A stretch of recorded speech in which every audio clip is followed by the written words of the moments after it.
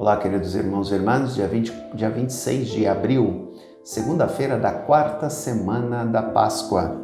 O evangelho que nos é proposto é o evangelho de João, capítulo 10, versículos do 1 ao 10. Naquele tempo disse Jesus: em verdade vos digo, quem não entra no redil das ovelhas pela porta, mas sobe por outro lugar, é ladrão e assaltante. Quem entra pela porta é o pastor das ovelhas. A este o porteiro abre, e as ovelhas escutam a sua voz.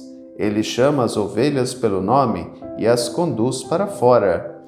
E depois de fazer sair todas as que são suas, caminha à sua frente e as ovelhas o seguem, porque conhecem a sua voz.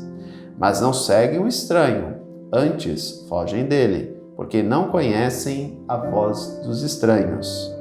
Jesus contou-lhes esta parábola, mas eles não entenderam o que ele queria dizer. Então Jesus continuou: em verdade vos digo, eu sou a porta das ovelhas. Todos aqueles que vieram antes de mim são ladrões e assaltantes, mas as ovelhas não os escutaram. Eu sou a porta.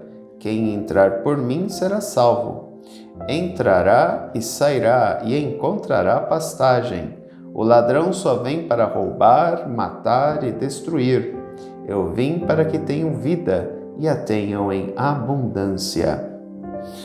É interessante observarmos que Jesus, a todo momento, ele vai utilizar para suas parábolas aspectos ligados ao campo, seja no aspecto ligados à agricultura ou à questão da pecuária, ou seja, cuidado com os animais ou cuidado com o campo. Assim, a parábola da semente, da questão do tempo, das ovelhas, ou seja, ele é um homem do campo. Primeiro aspecto que podemos destacar desse texto. Segundo, ele conhece muito bem a vivência da pecuária também. Por quê? Ele utiliza algo próprio de quem conhece. O pastor é aquele que cuida das ovelhas. Ele não é ladrão, ele não é mercenário. E as ovelhas ouvem a sua voz. Eu me lembro de um fato curioso.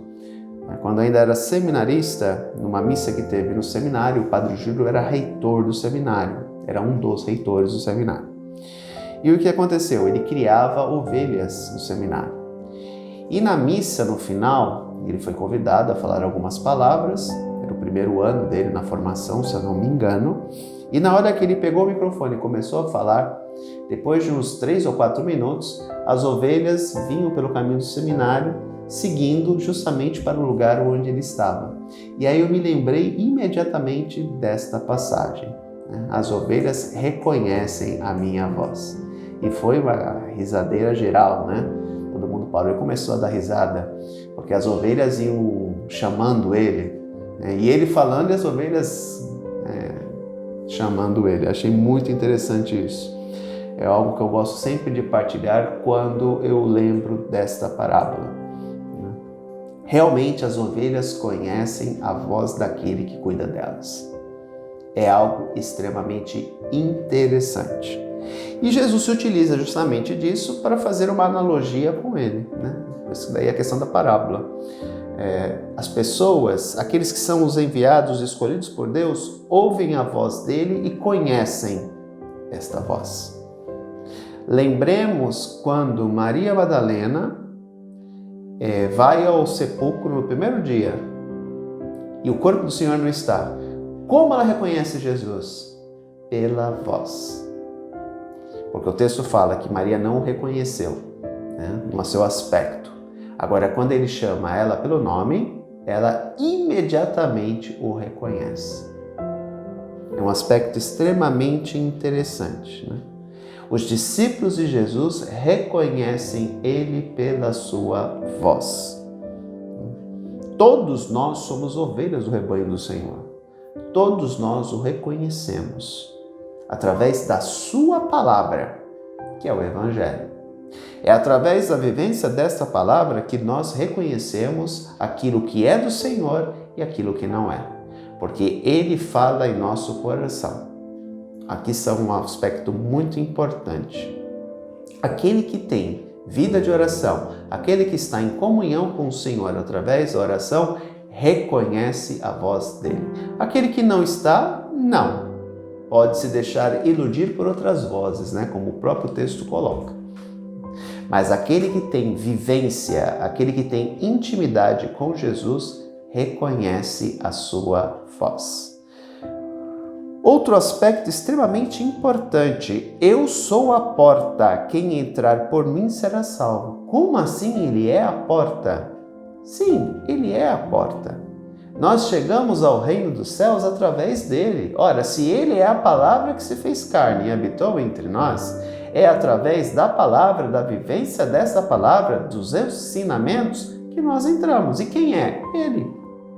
Nós passamos por ele.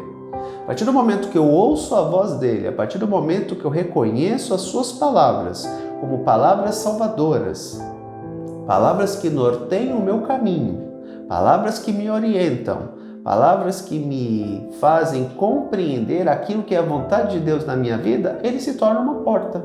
Porque eu vou entrar no reino dos céus por causa dele. Ou seja, ele se torna a porta. Porque aquele que entrar através de mim será salvo, entrará e sairá e encontrará pastagem. A pastagem nada mais é do que o alimento das ovelhas. As ovelhas vão no pasto para se alimentar. O nosso pasto nada mais é do que o reino dos céus, onde nós iremos nos alimentar da presença dele. Porque lembro que todos nós que ressuscitarmos, ressuscitaremos em espírito. Nós não teremos mais necessidade de alimento material, porque não seremos mais seres materiais, seremos seres espirituais. E a presença dele é o que irá nos alimentar. Daí ele falar que aquele que passar por ele encontrará pastagem, porque é ele que nos alimenta.